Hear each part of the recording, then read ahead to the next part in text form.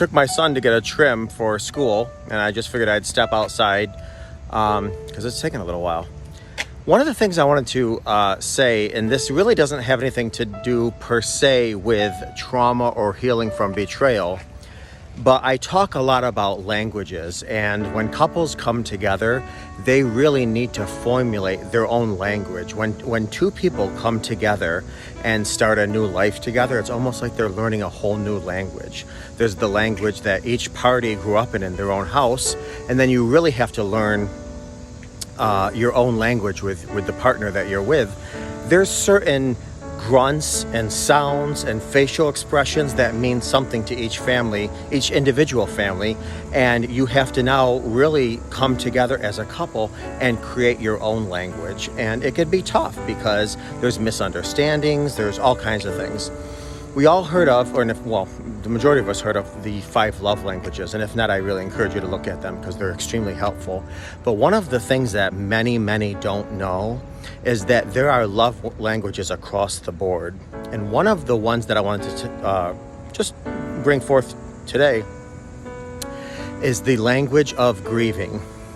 Everybody has a grieving language. I'm going to give you a perfect example. When I am mourning the loss of a very close loved one, I need to be alone. I need to isolate. I need to be by myself. I need to be completely alone with my thoughts, with my memories, with my feelings, my emotions. I just want to be alone. I want to be by myself. I want to be left alone. That's my grieving language. My spouse, however, it's completely different. Conversation is needed, processing is needed, endless talk is needed. And so one of the things that happen is when couples come together and they go through life and they don't speak each other's love language and they don't speak each other's grieving language and they don't, whatever, a lot of things are not intentional at all. There's no malicious intent with these things, lack of knowledge.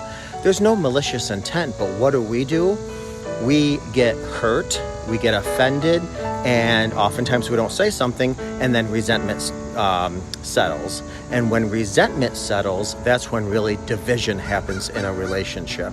So again, I just wanted to press upon you and recommend that you sit with your partner, your significant other, your spouse, and you have a conversation around what is your grieving language. And if you don't know, you might want to get in touch with yourself and ask yourself, what is my grieving language? What do I need when I'm grieving? What do I prefer when I'm mourning the loss of a close loved one? That way I can share it with my partner or spouse, and he or she can help me when I'm grieving.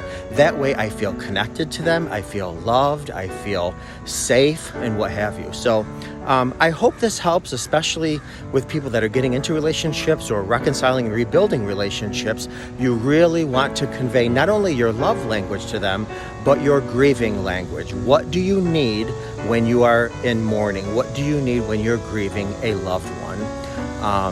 It brings both parties together. I hope it helps.